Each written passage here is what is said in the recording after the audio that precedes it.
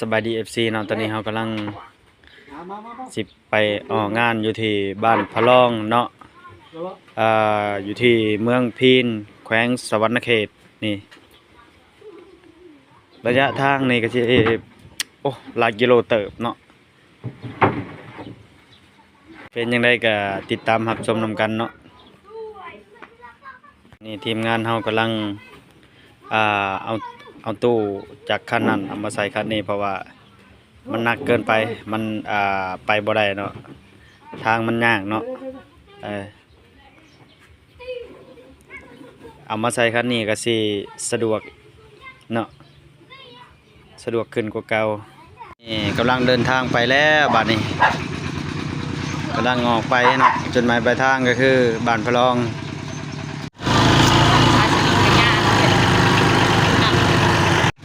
ตอนนี้กำลังหอดบ้านแซงน้อยเนาะคันหนึ่งก็คือเดินทางไปก่อนแล้วเนาะ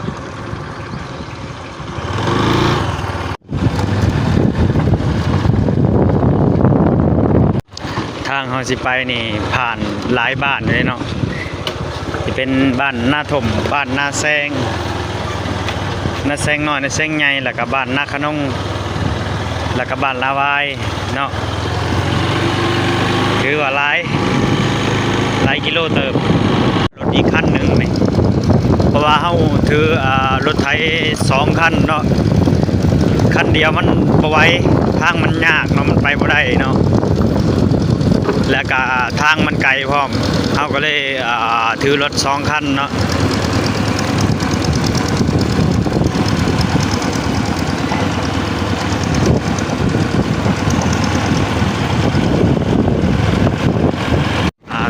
ตอนนี้เรากลายบ้านนาขนงมาแล้ววันนี้เนาะ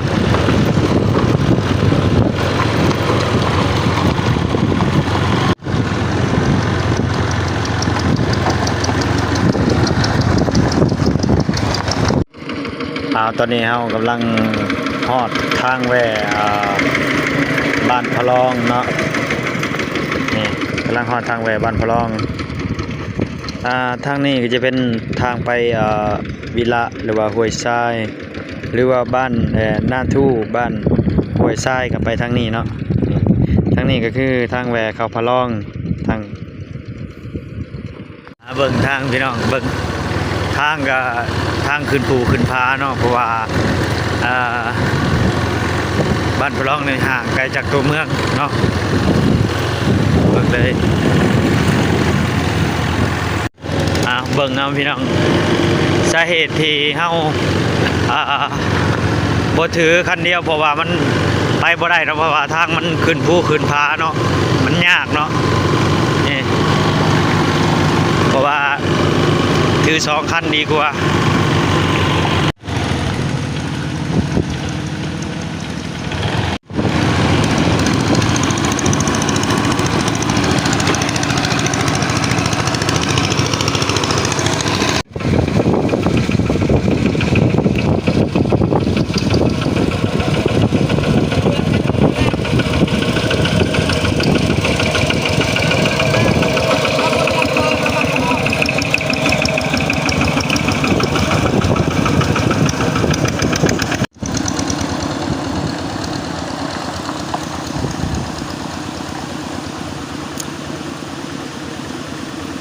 กำลังสิฮอดบ้านพะลองแล้วบาดนี้เนาะ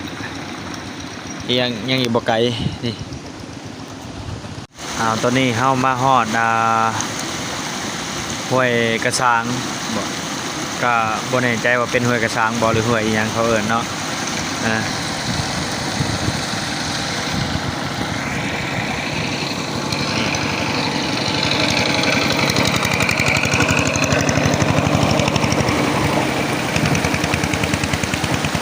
ตอนนี้เราเดินทางเข้าบ้านพะลองแบบนี้เนาะ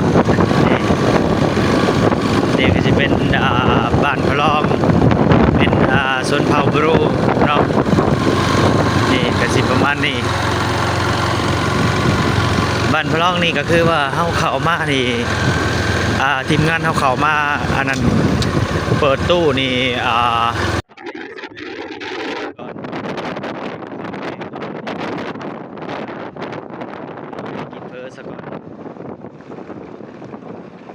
ตอนมันตั้งตู้แล้วบัดนี้เนาะทางทีมงานเราตั้งตู้ใกล้สิแล้วบัดนี้เนาะมาบ่ทันกินนี่เนาะ เอาตอนนี้ฮอดขั้นตอนเพิ่นตั้งเสียงกลางแล้วบัดนี้เนาะนี่รอรุ่นฟังเสียงเบิ่งว่ามันสิเป็นจังไดเนาะก็ถือว่าเฮาเข้าบ้านพะลองนี่ก็คือเป็นงานแรกเนาะหน่วยสุดท้ายบัดนี้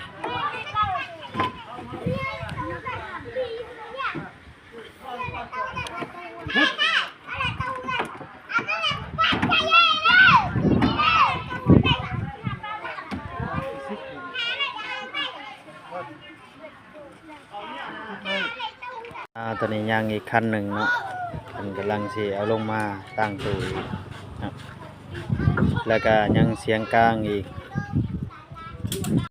บัดนี้ฮอดขั้นตอนเฮาอันนั้นทดสอบเครื่องเสียงให้ฟังเบิ่งว่าจะเป็นจังไดเนาะเสียงมันได้ป่ะ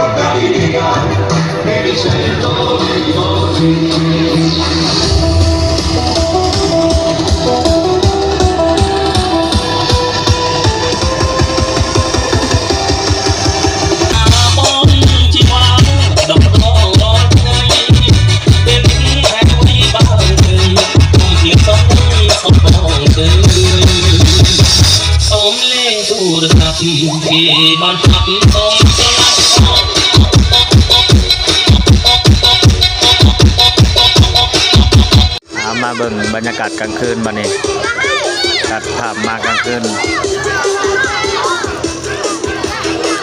บรรยากาศกลางคืนก็สิประมาณนี้คนก็ถือว่าหลาย